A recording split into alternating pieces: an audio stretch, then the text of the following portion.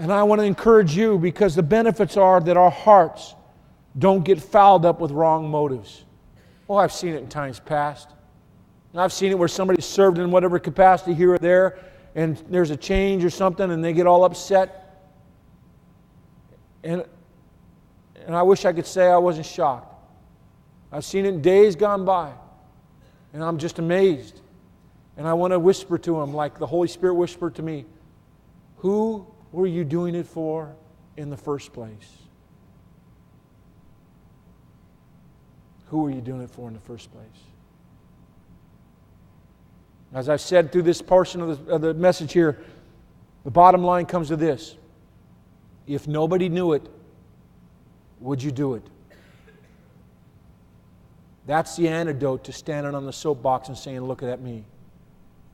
Now, I've run out of time, but Philippians chapter 2 says, do nothing out of selfish ambition or vain conceit. And those words go right over the top of us. But in humility, consider others better than yourselves. Each of you should not look only to your own interests, but also to the interests of others. And then it talks about the attitude of Christ, who deserved everything and took nothing. Took nothing. Real quickly, just so that you are up to speed with the first group, I'll just give you the last 2 points and then we'll move on into communion. But the fifth discipline is community or fellowship. To do this with other people. To do this with other people. You see, I'm so thankful that there are people in my life that I've given permission to speak honestly and truthfully to me. To not blow smoke up my skirt, so to speak, and tell me everything is going well. But can tell me, Jim, you're off a few degrees here. You got to get your heart right. Proverbs 27 verse 17 says this, as iron sharpens iron, so one man sharpens another.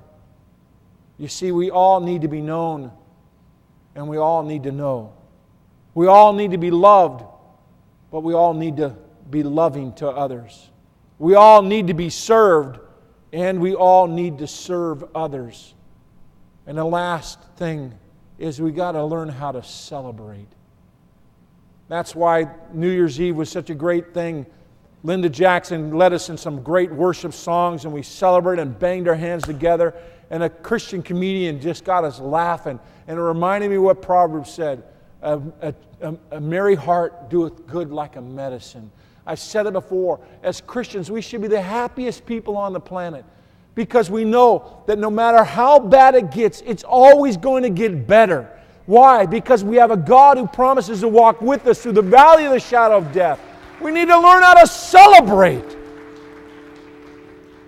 To not hang on to buckets filled with water thinking that we're never going to have any more, but to learn to give away, knowing that the God who gave us everything good in our life in the first place doesn't have a limited supply. He's going to give back even more. He promised. And He still shows up and shows off. And so I'm going to ask those who are going to assist us with communion today to come. As our pastors are going to help distribute the elements to our ushers, and they're going to give them to you. What they're going to present to you today is the cup and the bread.